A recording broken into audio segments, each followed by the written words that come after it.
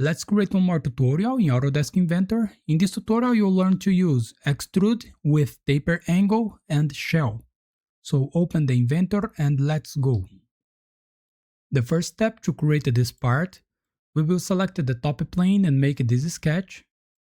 And here will be the midpoint. And the first thing that we'll make, we will create this square with 50 millimeters. And then we will create this arc with 25 millimeters of radius. So let's create this. Go to Start 2D Sketch and select the top plane. I will rotate this a little bit.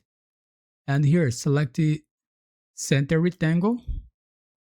Make a rectangle here. It will be a square 50 by 50 millimeters.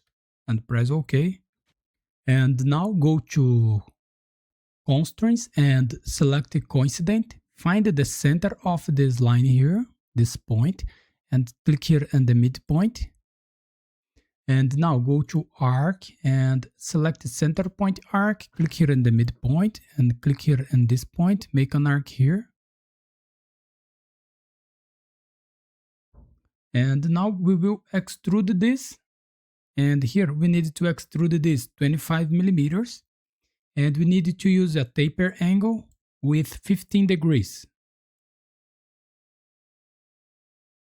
So finish the sketch and go to Extrude.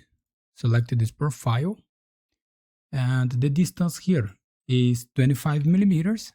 And flip the direction. And the taper angle will be 15 degrees. And press OK.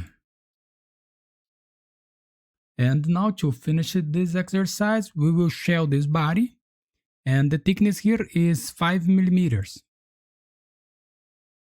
So go to Shell, and here we will select the face that we want to remove. That is the top face. And the thickness 5 millimeters. And press OK. So that's it.